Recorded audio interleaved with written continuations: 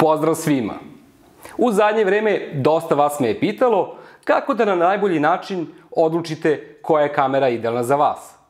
Shodno ovome, u ovom video snimku ću pričati šta je sve potrebno da znate o kamerama i zato ne menjajte kanal.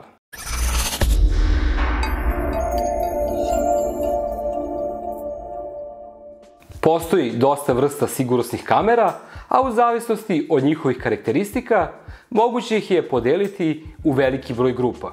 Za početak ćemo izvršiti podelu u odnosu na tip kućišta.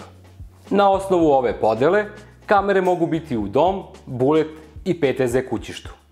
Dom kamere imaju kućište u vidu kupole, to je polulopte i one su omiljene na našem tržištu. Veliki broj njih ima anti-vandal kućište.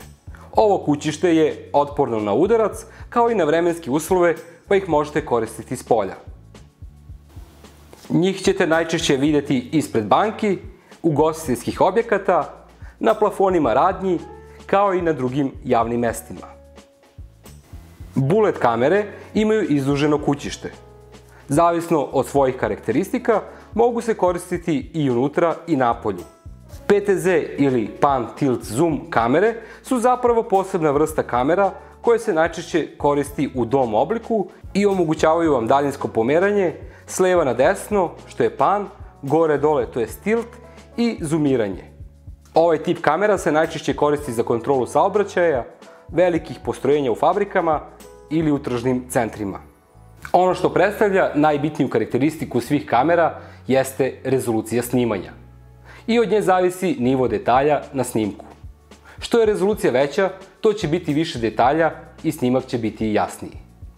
Kamere koje se najčešće koriste su kamere koje snimaju u rezoluciji od 2 megapiksela, to je Full HD. I one se obično kombinuju u sistemima sa kamerama veće rezolucije koje se ugrađuju u objektima na mestima gde se radi sa novcem, kao što su kase i šank. Uz HD kamere je moguće lako prepoznavanje lica, a uz kamere većih rezolucija čak i prepoznavanje registracionih tablica automobila. Kako biste malo bolje razumeli razliku u rezolucijama, na ovoj fotografiji možete vidjeti primere. Na osnovu podele po tehnologijama, najzastupljenije na našem tržištu su Hikvision Turbo HD i Dahua HD CVI kamere. Postoje i AHD kamere koje su uglavnom vezane za B brendove. Za sve do sada spomenute kamere vam je neophodan video snimač sa hard diskom. I one se za prenos slike sa snimačem povezuju putem koaksijalnog kabla, a posebnim kablom se prenosi napajanje za kamere.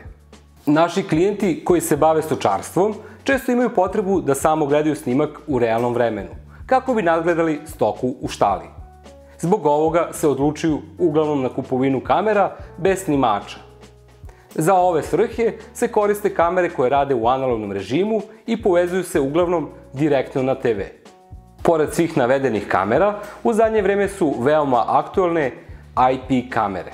Ove kamere su specifične jer se povezuju putem mrežnog kabla, a postoji modeli koji imaju slot za microSD karticu, pa vam u tom slučaju nije potreban video snimač. Ono što olakšava samu instalaciju IP kamere je to da je možete povezati na vašu već postojeću mrežu i za samo praćenje nje vam nije neophodan snimač. U odnosu na tip napajanja, IP kamere se dele na obične i POE. Obične IP kamere imaju jedan mrežni kabel za prenos slike, to jest video snimka, i poseban kabel za napajanje koji se obično povezuje sa ispravljačem kako bi napojio kameru. IP kamere koje imaju POE, to je Power over Ethernet, što zapravo znači napajanje putem mreže, povezuju se pomoću samo jednog mrežnog kabla kroz koji ide i slika i napajanje. Za ovaj tip kamera je potrebno da sam snimač ima POE portove ili se koristi dodatni POE switch kao izvor napajanja.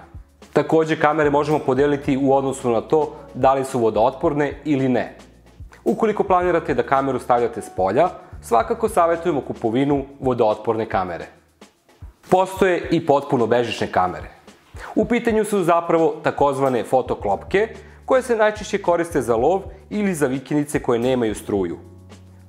Ove kamere se napajaju pomoću baterije i postoje fotoklopke sa dojavom ili bez dojave.